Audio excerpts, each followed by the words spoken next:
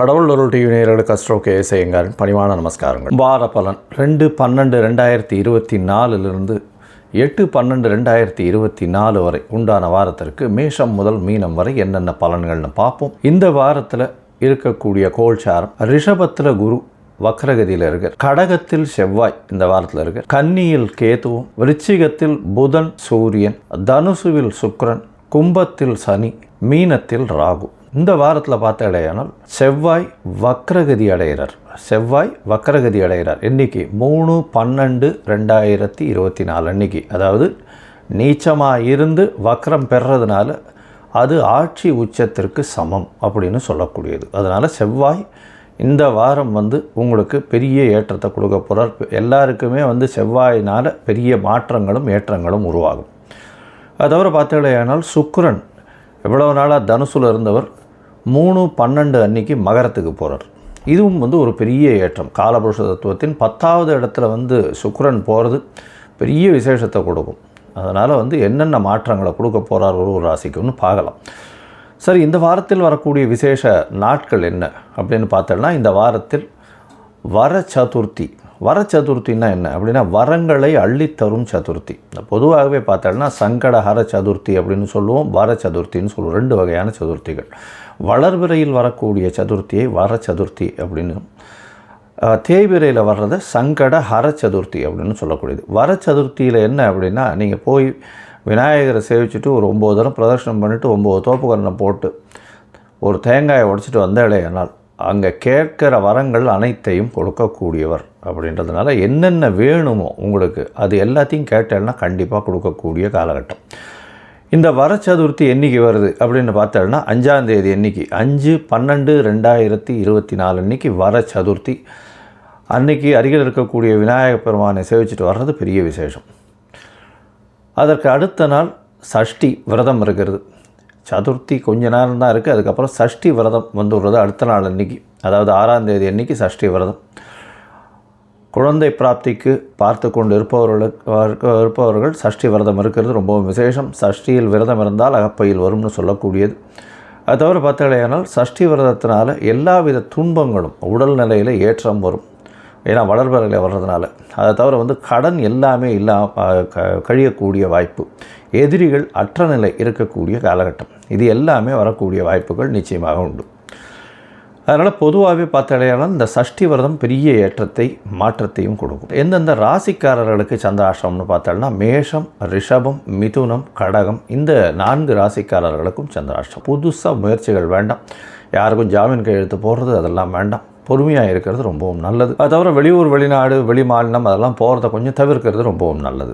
சரி, இந்த காலகட்டத்தில் ஒருவேளை செய்ய வேண்டிய கட்டாயத்தில் இருக்கீங்க அப்படின்னா என்ன பண்ணலாம்னா, அருகில் இருக்கக்கூடிய விநாயகர் கோவில் பால் அபிஷேகத்துக்கு பசும்பால் ஒரு 1/2 டம்ளர் உங்களால் முடிஞ்சது வாங்கி கொடுத்துட்டு போகிறதன் மூலியமாக சந்திராஷ்டமத்தின் தாக்கம் நிச்சயமாக குறையும். சரி, இந்த வாரம் மேஷம் முதல் மீனம் வரை எப்படி இருக்குன்னு பார்க்கலாம். அதற்கு முன்னாடி என்னுடைய மொபைல் நம்பர் கீழே ஸ்க்ராலிங்கில் வரும். உங்களுக்கு அஸ்ட்ராலஜிக்கல் கன்சல்ட் தேவைப்படுமேயாயின் எனக்கு ஃபோன் பண்ணுங்க. சரி, இப்போது இந்த வாரம் 2/12/2024 8/12/2024 வரை மேஷம் முதல் மீனம் வரை உண்டான ராசிகளுக்கு என்னென்ன பலன்கள் அப்படின்றத பார்க்கலாம். ரிஷபம், கிருத்திகை, ரோகிணி, மிருகசீரிஷம் இந்த 3 நட்சத்திரம் 9 பாதங்களை கொண்ட ராசியின் அதிபதினு சொல்லக்கூடிய ஒரு சுக்கிரன்.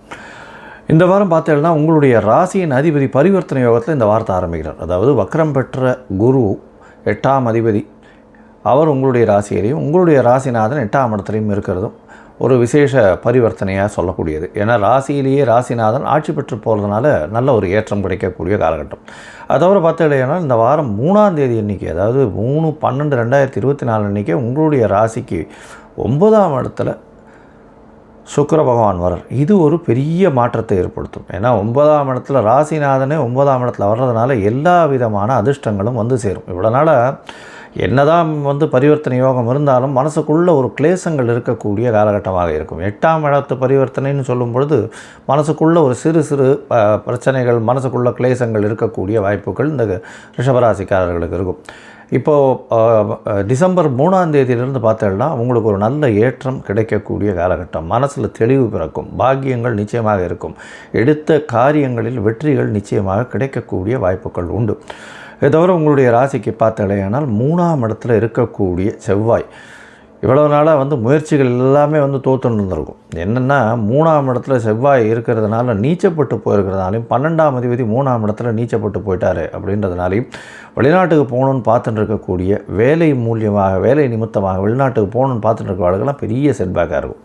ஆனால் இந்த வாரம் 3ஆம் தேதி அன்னைக்கு வக்கரம் பெறார் செவ்வாய். இதன் மூலியமாக வக்கர நீச்சமானதுனால நிச்சயமாக எடுத்த காரியங்கள் வெற்றி பெறும். வெளிநாட்டுக்கு போகணுன்னு பார்த்துட்டு இருக்கவர்களுக்கு கண்டிப்பாக வெளிநாட்டு யோகம் உண்டு. இளைய சகோதரர்கள் மூலியமாக நல்ல ஒரு ஏற்றமான காலகட்டமாக அமையப்போகிறது. அதை தவிர வேலையில் பார்த்தால் தொழிலில் பார்த்தாலேயானால் பார்ட்னர்ஷிப் தொழிலில் பெரிய ஏற்றம் கிடைக்கக்கூடிய காலகட்டம். திடீர் பணவரவு வரும். பார்ட்னர்ஷிப் தொழிலில் முயற்சிகள் எல்லாமே வெற்றி பெறக்கூடிய வாய்ப்புகள் உண்டு. உங்களுடைய ராசிக்கு 5ஆம் இடத்தில் இருக்கக்கூடிய கேது பகவான் மூலியமாக சிறு சிறு பிரச்சனைகள் வரும். ஏன்னா குழந்தை பிராப்திக்கு பார்த்துட்டு இருக்கிறவர்களுக்கு சற்று பிரச்சனைகள் இருக்கக்கூடும். ஜாகிரதையாக இருக்கிறது நல்லது. மருத்துவ ஆலோசனைப்படி இருக்கிறது ரொம்பவும் விசேஷம். இந்த வாரத்தில் பார்த்தாலேயானால் உங்களுடைய ராசிக்கு 7ஆம் இடத்துல சூரியனும் புதனும் இருக்கார். உங்களுடைய ராசியின் 4ஆம் அதிபதியும் 5ஆம் அதிபதியும் 7ஆம் இடத்துல இருக்கார். 5ஆம் அதிபதி 7ஆம் இடத்துல இருக்கிறது ரொம்பவும் விசேஷம். அதுவும் வக்கர குருவின் பார்வையில் இருக்கிறதன் மூலியமாக நல்ல ஒரு ஏற்றம் கிடைக்கும். உங்களுக்கு நீங்கள் நினைத்த காரியங்கள் நினைத்த விஷயங்கள் எல்லாமே நடக்கக்கூடிய உங்களுடைய அபிலாஷைகள் எல்லாமே வெற்றி பெறக்கூடிய வாய்ப்புகள் நிச்சயமாக உண்டு. உங்களுடைய ராசிக்கு பார்த்தாலேயானால் 7ஆம் இடத்தில் 4ஆம் அதிபதி இருக்கிறதுனால ஒரு கேந்திராதிபதி இன்னொரு கேந்திரத்தில் இருக்கிறதுனால தாயின் உடல்நிலையில் சற்று நல்ல ஒரு ஏற்றம் இருக்கும். இருந்தாலும் எதிர்பாலினத்தவரோட சற்று மோதல் போக்கு இருக்கக்கூடிய காலகட்டமாக இருக்கும். ஏன்னா 7 சூரியன் இருக்கிறது அந்த அளவு விசேஷம் இல்லை. குருவின் பார்வையில் இருக்கிறதுனால சிவ ராஜயோகம்னு இருக்கிறதுனாலே நீங்கள் நினைத்ததை வெற்றிகரமாக முடிக்கக்கூடிய வாய்ப்பும் திருமணத்திற்கு பார்த்து கொண்டிருந்தால் கண்டிப்பாக திருமண யோகமும் நிச்சயமாக உண்டு. இந்த வாரத்தில் உங்களுடைய ராசிக்கு பார்த்தோன்னா 10ஆம் இடத்துல சனி பகவான் 9 10 அதிபதி 10ஆம் இடத்துல இருக்கிறதுனால இது 10ஆம் இடத்தில் சனி பகவான் இருக்கிறது பெரிய ஏற்றம். கர்மகாரகம் கர்மஸ்தானத்திலேயே இருக்கிறதுனால எல்லா விதமான ஏற்றங்களும் நடக்கும். அதாவது ஒர்க்கஹாலிக்காக இருப்பீங்க. வேலை பளு கொஞ்சம் அதிகமாக இருக்கும். இருந்தாலும் வேலையின் மூலியமாக நல்ல ஒரு ஏற்றம் கிடைக்கக்கூடிய காலகட்டமாக அமையும்.